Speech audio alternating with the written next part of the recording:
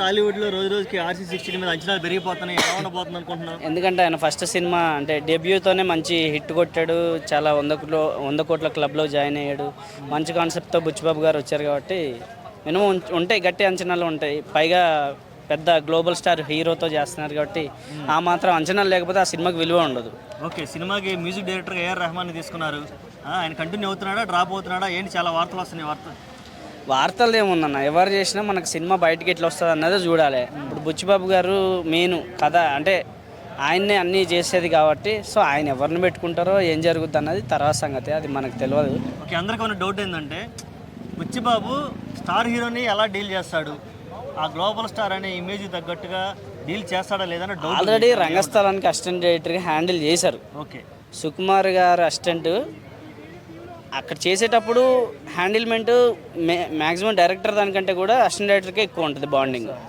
So ఆయన అన్నీ చెప్పడం కానీ అది చేస్తారు కాబట్టి ఈజీగా బాండింగ్ ఫస్ట్ నుంచి ఉంటుంది కాబట్టి ఖచ్చితంగా హ్యాండిల్ చేస్తారు. ఎందుకంటే అంచనాలు చాలా ఉన్నాయి. అందులో స్పోర్ట్స్ బేస్డ్ మూవీ అంటున్నారు. ఇప్పటివరకు రామ్ చరణ్ కూడా స్పోర్ట్స్ బేస్డ్ మూవీ వేయలేదు. నీ లుక్ కూడా చూస్తుంటే కొంచెం RC16 లుక్ లాగే ఉంది. ఏంది అసలు ఇవన్నీ చూస్తుంటే మధ్యలో నన్ను వేసుకుంటున్నావా? ఓకే, ఈ స్పోర్ట్స్ బేస్డ్ మూవీ జనాలకి ఎంత ఎక్కే అవకాశం ఉంది? ఎక్కువదన్నా. ఇప్పుడు కొత్త కంటెంట్ని కోరుకుంటారు కదా. ఓకే, సో ఎప్పుడు చేయలేని కంటెంట్ రామ్ చరణ్ గారు చేస్తే చూడడానికి ఆడియన్స్ అంతా సిద్ధమే కదా. ఇప్పుడు గేమ్ చేంజర్ అన్న ఒక కాన్సెప్ట్ కొత్తగా ఉన్నది అన్నట్టుగా చూపించారు. బట్ అనుకున్నంత స్థాయికి వెళ్ళకపోయినా ఏదో ఒక సినిమా చేశారు. చాలా రోజులకి మళ్ళీ సినిమా చేశారు. ఇప్పుడు ఇంకో సినిమా స్టార్ట్ అయింది. వాళ్ళ సినిమాలు తీస్తుంటారు, మనం చూస్తూనే ఉంటాం. కానీ బుచ్చిబాబు గారితో సినిమా అంటే ఎక్స్పెక్టేషన్ మంచిగా పెట్టుకోవచ్చని నాకు అనిపిస్తుంది. ఎందుకంటే ఆయన బాగా ఆలోచించే థింక్ చేసే ఫస్ట్ సినిమా అంత బాగా చేశారు. బాగా నచ్చింది అందరికి, జనాలకి బాగా వెళ్ళింది. అంటే ఫస్ట్ సినిమాతోనే 100 కోట్లు కొట్టిన డైరెక్టర్ పెద్దగా ఎవరు లేరు. డైరెక్టర్స్ ఉన్నారు 100 కోట్లు, 200 కోట్లు, 500 కోట్లు కొట్టిన వాళ్ళు ఉన్నారు. కానీ ఫస్ట్ సినిమాతోనే డెబ్యూతోనే అంత స్టార్డమ్ తెచ్చుకున్న మళ్ళీ కొత్త హీరో అంటే చిరంజీవి గారు అల్లుడైనా సరే ఆయన ఇంతవరకు ఏ సినిమాలు ఏం చేయలే, అంత ఫాలోయింగ్ ఏం లేదు. ఎవరు ఆయన ఉన్నారు కదా, అదే ఇంకో అల్లుడు వైష్ణవ్ తేజ్ గారు అన్న అంటే తమ్ముడు అంటే ఇప్పుడు మామూలు క్యాజువల్గా చూస్తారు. చిరంజీవి గారు అల్లుడు అంటే క్యాజువల్గా చూస్తారు. కానీ ఆయన వదిలిన సాంగ్స్ కానీ టీజర్ కానీ అంత హైప్ తీసుకొచ్చి అంత 100 కోట్ల క్లబ్లో జాయిన్ చేశాడంటే పెద్ద హీరోతోని ఖచ్చితంగా 1000 కోట్లకి వెళ్ళిద్ది ఖచ్చితంగా. అంచనాలు అయితే ఉన్నాయి.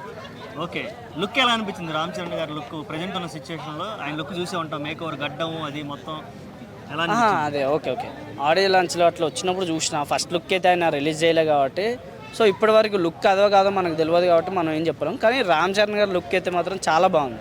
ఆయన చాలా చాలా బాగున్నాడు నిజంగా. ఒకప్పుడు సినిమాల కంటే కూడా ఇప్పుడు చాలా లుక్ ఉన్నాడు ఆయన. ఓకే, ఫైనల్గా ఒక ప్రశ్న. చాలా మంది కోరుకుంటుంది ఏంటంటే ఛత్రపతి శివాజీ బయోపిక్ని రామ్ చరణ్ గారు చేయాలని చాలా మంది అనుకుంటున్నారు, సోషల్ మీడియాలో అనుకుంటున్నారు. నీ అభిప్రాయం ఏంది? సూటబుల్ అంటే రామ్ చరణ్ గారికి పీక్స్లో సూట్ అవుద్దన్న. మన తెలుగు హీరోల దాంట్లో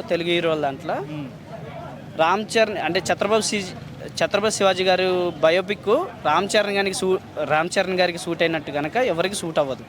ఓకే, డైరెక్టర్ బాగుంటుందంట. మరి ఇంత పెద్ద స్టోరీని హ్యాండిల్ చేయాలంటే ఒక మంచి డైరెక్టర్ కూడా కావాలి. రాజమౌళి గారు పాప ఆయన పట్టుకుంటే అంత ఈజీగా వదిలిపెట్టేది కాదు. వదిలిపెట్టరు, మరి చూస్తాడు, లేట్ అయింది ఇంకా వదిలిపెట్టరు. సినిమా హిట్ అన్న, అది అందరికి తెలిసిందే.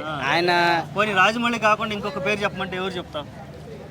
రాజమౌళి గారు కాకుండా ఇంకో డైరెక్టర్ పేరు అంటే కష్టం అన్న. ఇంకెవరు లేదు, మైండ్లోకి కూడా రావట్లే.